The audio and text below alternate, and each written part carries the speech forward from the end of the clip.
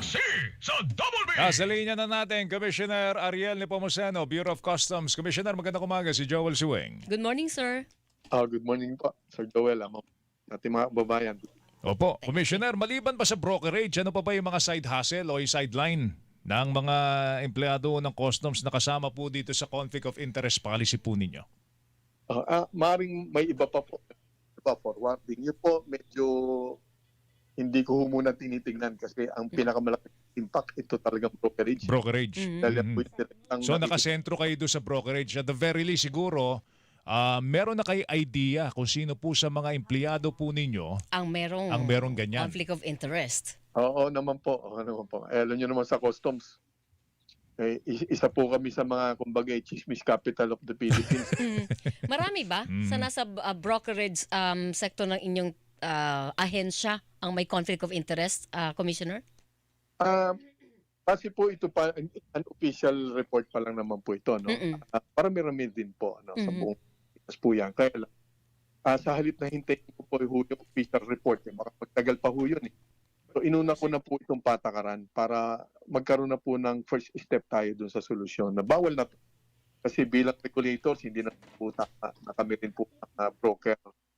Unfair po yan dun sa mga totoong brokers na yan po ang kanilang hanap buhay at industriya. Kami regulator. Paano ka naman mananalo sa akin kung akong broker? So, lahat. May nagsubmit na po ng affidavit, Commissioner, doon sa inyong mga tauhan na may conflict of interest o may kamag-anak na nasa negosyo na direktang apektado ng kanilang trabaho? Wala pa ho. Siguro tinatansya pa ako. Seryoso. Binibigyan niyo sila ng ilang panahon, ilang buwan, ilang araw? Ganito po. Ang sa akin po, para maging honest naman po tayo sa reality on the ground. Opo. Po, in-expect ko, siyempre, tansyahan, in susunod naman, documentations, yung mag-aalangan kasi parang admission of guilt naman yan. Di ba? So, within 30 days, I will expect compliance. Pero wala mang umamin, halimbawa po, wala mang umamin, kunwari lang, wala Opo. umamin. At least alam na nila na magkakaroon ako ng administrative sanctions at kung kinakailangan criminal sanctions, pag kinakailangan, pag yan ay tinuloy-tuloy pa nila. Anong administrative sanction ang maaari nilang kaharapin, Commissioner? Minimum po niyan, suspension po kagad ho eh. Kasi kumpleto naman pong batas po natin talaga. Gagamitin po natin yung anti-conflict of interest ng mga, marami na po yan.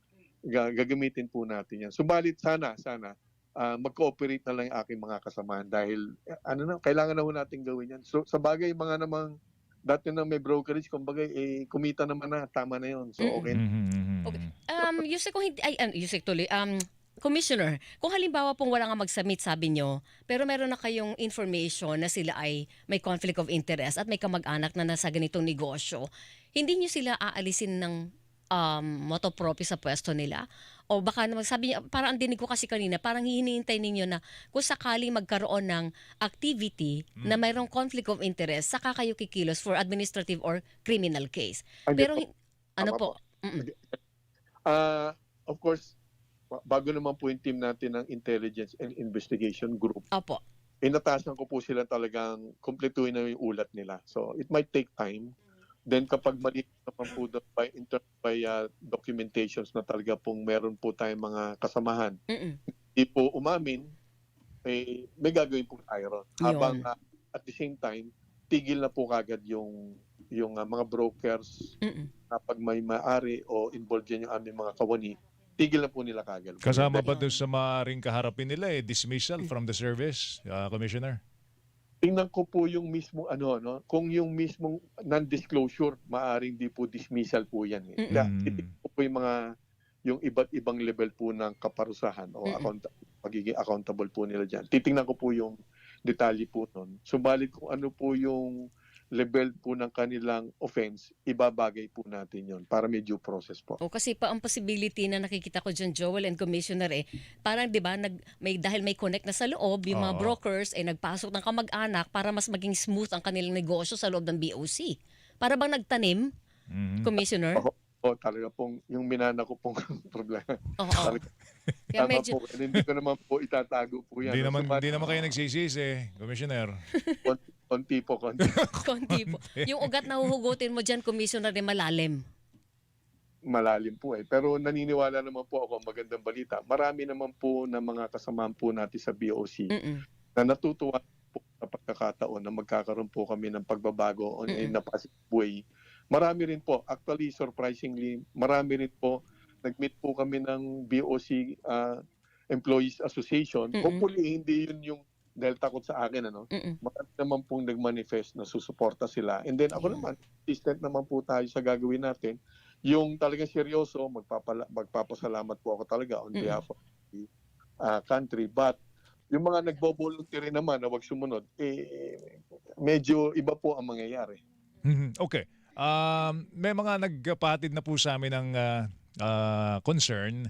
Hindi lang brokerage eh. Merong mga manpower agency, may mga security guard, may logistics, housekeeping, maintenance, iba pa, no? Ano rin daw po mga customs people din daw po. May hawak, commissioner. Pero sinasabi nyo, brokerage muna tayo. Doon muna tayo magsisentro. Doon po ako nakatutok ng todo. Subalit, nakadalawang meetings na po ako sa aming mga deputy commissioners, and then binuo ko po yung executive committee. May iba-iba pong miyembro nan for policy in the program.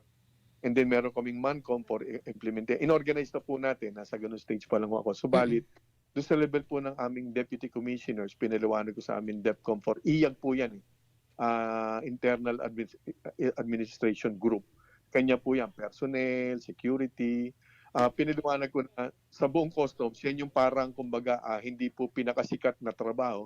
Subalit, napaka-importante yan dahil yung kasabihan nga po natin na ang ating asset ay ating mga tauhan kahit sa private sector.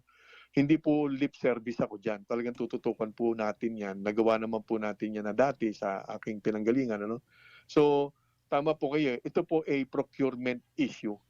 Procurement ng manpower, lahat po, serbisyo o supplies. Sana nga po kung pwede ko rin tangayin yung aking back chairman doon. Kaya lang magagalit si Sekyador sa kanya. Magaling po yung aking back chairman doon, si retired General Harold Cabreros. Nakakatulog po ako ng minding, walang kaso. Masaya po ang aming mga suppliers doon. Alam po nila, transparent. Wala po tayo ilang. Tutubukan po natin magawa po rin yan dito sa BOT. Hindi po siguro madali. Okay. Pero yan po ang direction po natin. Sige, kung anong development yan, I'm sure, kanina nabanggit ni Mary Zapata, makipagpulong din daw po sila sa inyo. Ngayong hapon daw, may meeting kayo, hapon, Commissioner. para ma-trash out po yung mga paraan para mapababa natin yung yung presyo ng produkto dahil shipping sa cost, supply. tracking cost. Yung shipping cost daw po, baka pwede daw may mag-regulate daw po doon sa shipping lines, no? Yung mga ganyan po, paligay ko, kaya natin yan. Mas mabigat yung good governance. Yes. Ayun nga po, opo. Sige. Yung mga ganyan po, halimbawa po ngayon, narinig nyo naman, yung bawal sumugod muna sa warehouse, yung pagbabawal sa mga brokerage na gawin. Ngayong linggo naman to, marami po, mga 2 po yung pwede natin gawin kagad na importante na madali na. Kumbaga, Alright. Hanap tayo ng... pag accredited ka na sa amin, nag-renew ka, 3 years na yung validity niyan. Hindi mo na kami taon-taon po problemahin. Sige. Okay. Hanap tayo na iba pang pagkakataon na mas malawig na mapag-usapan ito. In the meantime, Commissioner, good luck sa iyo. Kakampi mo kami rito, ha? Thank you, sir. Thank you. Salamat. Good morning Si po. Commissioner Ariel Nepomuceno, Bureau of Customs, mga kapuso.